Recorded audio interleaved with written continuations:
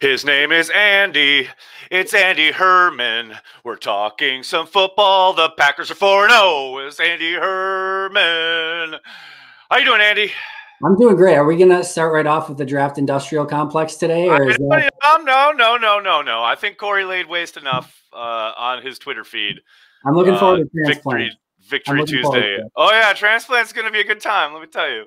But no, so obviously the Packers breeze past the Falcons. I do love doing gut reactions every game and trying to come up with a headline that encapsulates what the game feels like. And last night felt like a breeze. I mean, not it's easy because it's never easy in the NFL, but they kind of just dispatched them as you thought they probably should, right? It didn't feel like they exerted or needed to exert a ton of effort. I thought that was kind of one of my key takeaways as well, is like when we look back at this season, other than like a 3 touchdown performance from Bob Tonyan, I think this is going to be a super forgettable game. But it like in the fact that they didn't have a lot of their star players. We all know the names. I'm not even going to laundry list them, but They didn't have a ton of their big players, and they just literally kind of, not cakewalk, but just walk through a game against the Falcons on Monday Night Football to a 30-16 win. It was nice. It was fun. It's crazy too to think that you mentioned the 3 touchdowns to Tonyan. I mean, you got that output. You've got both running backs going vertical. You've got Z getting 3 sacks in a game. And yeah, as you say, like it feels like, oh, okay. This is literally the reason why on Packers Daily this morning I said this season already kind of feels like 96 to me. Like it feels like that feeling you had when, back then it was a little different because the expectations were really piled on that team. Whereas coming into this year, I don't think anybody was putting those kind of expectations on the Packers. But I really do have that feeling where like there's no team that scares me. There's no defense that I don't think this offense can't figure out a way to break down and get past. Obviously, the defense is going to have its issues, but for the most part, this team is so easy to love and so easy to watch. Well, and juxtapose it to last year, too, where, again, they were a really good football team, but every game I was going into it being like, all right, who's hurt this game? Because if the wrong guy is hurt, like it could legitimately like hamper their winning percentage, or like if a turnover bounced the wrong way, or if they got down early in a game, they weren't necessarily coming back from a ton of those season ago. So like this year, it's the exact opposite. Like, all right, we don't have any wide receivers, no big deal. Like they'll be fine, Like they're down early in a game. Like there were those even by week, what was it? The Lions that they went down early against, like 14-3, yeah, week 2. And the Saints, they have the turnover on downs and Breeze gets the ball. There has not been a point yet, at least for me, where I'm like, oh boy, buckle in because this is going to be. It was just like here comes the snowball that you're always expecting. No matter what's happening, it's crazy. What did you think of the play of the secondary? Because they had a lot of guys in and out, not a lot of it, but they had injuries that were affecting them. And you saw guys who haven't really seen a lot of so far this year. Obviously, Raven Green jumped out with the sack. He was kind of all over the place, actually. But what did you think? What did you think of the secondary play? Because I think they were a monster key in shutting down what I think the Falcons had been doing well up until last night. Yeah, I think, first of all, Jair's a stud. We know that. I think Darnell Savage is also taking a step forward just with the level of consistency. Before, you would see a couple flash plays here and there, but then it would be a negative flash play where he'd be taking a bad angle or doing something. You haven't seen those same things. I think Amos has kind of calmed down after the first few games, which weren't bad, but just kind of uncharacteristic for him. I thought the most interesting takeaway was, when Chandon goes down, they don't go with another corner. It's not Josh Jackson or Kadar. They go, more safeties. They played a ton of 4 safeties with Savage and Amos and Redmond and Green in those, kind of slot positions as well. They just kept throwing safeties on the field. I thought for sure they would maybe get Jackson in there, or maybe Kadar. And then finally, when King went down, we saw a little bit more of those guys. But those were kind of the key takeaways. But what a season so far freaking Jair has had. Oh, my gosh. I mean, if primetime Jair can just show up every game, I'll be for it. I mean, not that the other guys have been terrible, but what did you think of Chris Barnes? I'm not only getting the start and making the plays, making the calls for the plays, but I mean, he looked like he belonged out there. If you want a team to be special, you have to have a couple players that come out of nowhere, a couple players that make a big jump. We're seeing that out of Robert Tonyan. We saw it out of Lazard before the injury. But I think of Sam Shields. I think of Cullen Jenkins. I think of Tremont Williams, guys that were, not expected to maybe be these big time players that come up out of nowhere. Chris Barnes to me so far is that guy. And just a couple plays, the play where he reverses, and I know it ended up being a caught ball off of the tip ball, and maybe Darnell Savage would have been there for the pick, but where he reverses back, Ben Fennell did a great job describing that play today, but that was beautiful. And then the play where he comes up on the blitz and that was Desmond. I think, was it you that said it was Desmond Bishop? No. Somebody I saw somebody in the comments on Twitter it was make so that good. comparison, though, and it was right. Spot on. To do both of those things, to be physical and attacking in the run game and as a blitzer, it's the recovery too, right? When you've got that, you get sucked up in play action. How many times have we seen whoever it's been for the last 10 years? You go back to AJ Hawk, where guys get sucked up and then they are literally done. They are out of the play. To see him take those steps forward and then immediately have the recognition and the wherewithal to get his head around, find the crosser, and then whip his head back around to get eyes on the ball and be in position to essentially to make the play. Yeah. I'm here for it. I am here for it. Yeah, I was excited. What about that 20-play drive? We heard Matt a little bit ago talking about the missed tackles, and they certainly contributed. But that's the one moment where I think that's the path to beating the Packers. I really do. Obviously, the Falcons couldn't close the door on the deal, and they had to settle for 3, which is hilarious after 20 plays. But you talk about a formula to beat the Packers, that is literally it. March the field, possess the ball, and keep Aaron Rodgers on the sideline. And if you can do that 3 or 4 times in the game, you have a good chance of winning.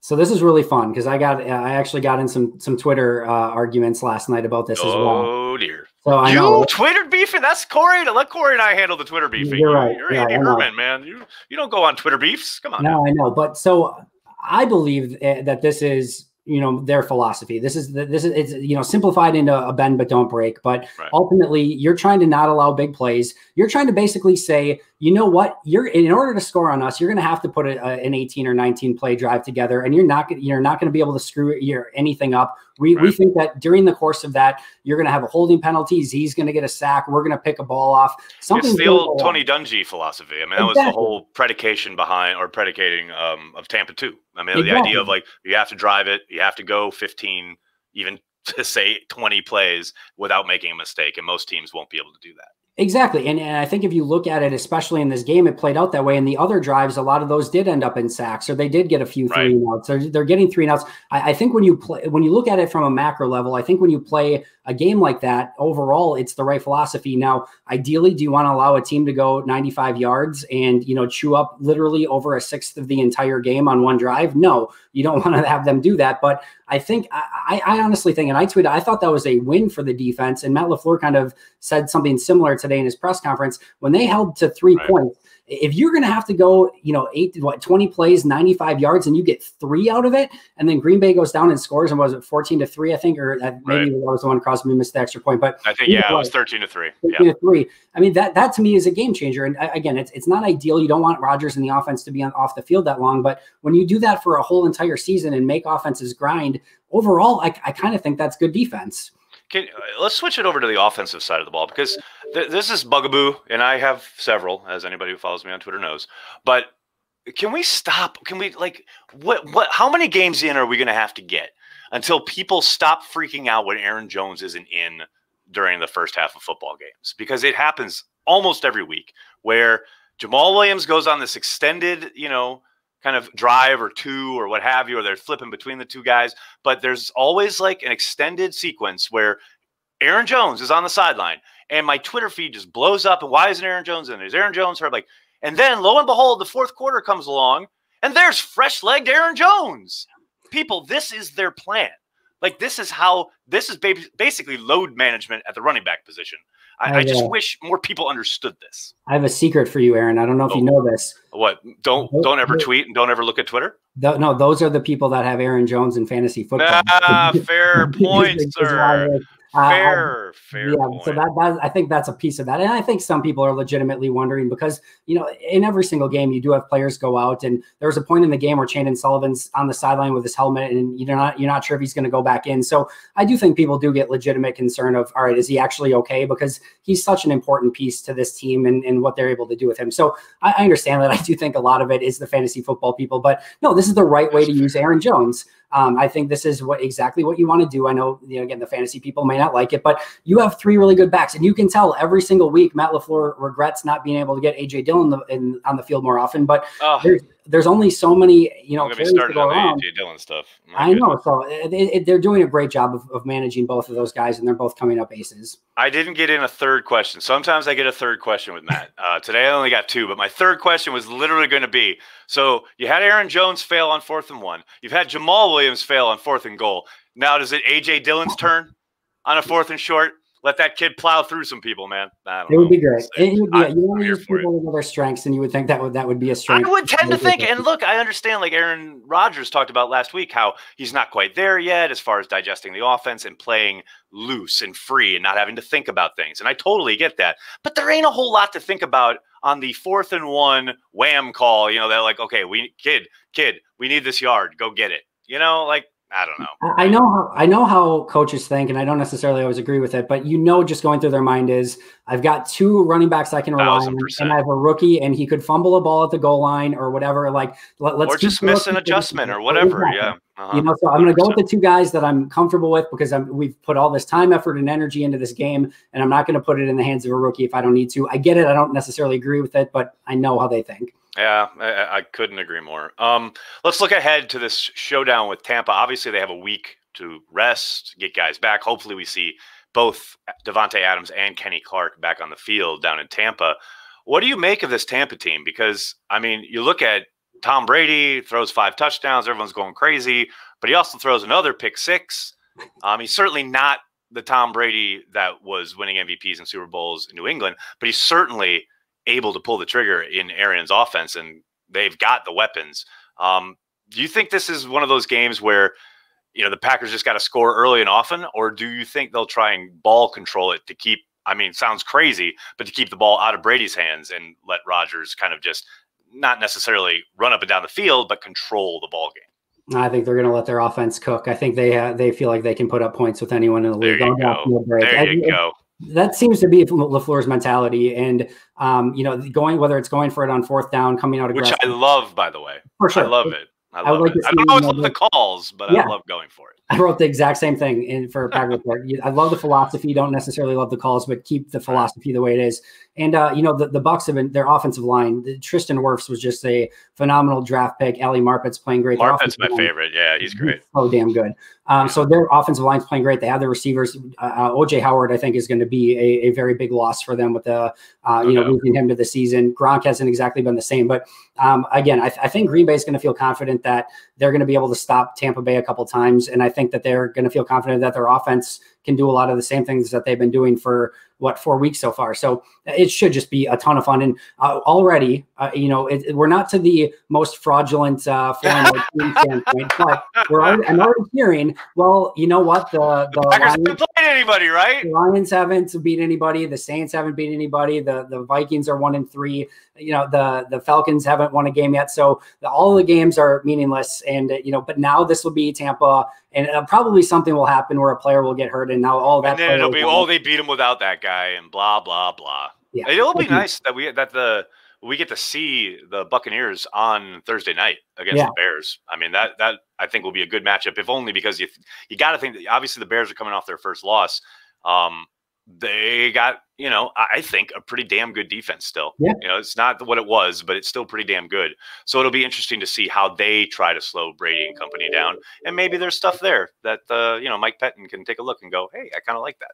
Yeah, I like that it's Thursday from a fan standpoint. I hate that it basically counterfeits the Packers bye, especially with Packers playing on Monday night. So Packers go from Monday night, have the bye. The Bucs go from Thursday night and have a mini bye. So it's literally only like a 3-day difference. So it's cool for it's fine, but it allows our guys to get healthy, and that's really all I care about. It's like, and as we've talked about before, I want to beat them at their best. I don't want to deal with what you were just talking about, like, oh, they didn't have so-and-so. It's like last year beating the Chiefs, which was funny because everyone talked about Mahomes being out, but no one remembers that Chris Jones was out of that game. And if Chris Jones plays in that game, I don't know if the Packers win. I'm serious. That's how good he is and what he means to that defense. So, we'll see. It'll be fun to watch. Andy, I can't thank you enough for hanging out each and every usually Monday. Today it's Tuesday. You and I have not gotten a lot of sleep. I'm going to let you go. Take care of your mentals, as Marshawn Lynch would say. And I'll talk to you, well, not next week, but I'll talk to you after the Buccaneers game. Whenever you want to talk, I will be here to talk. Thanks so much for having me. Sounds great, man. See ya.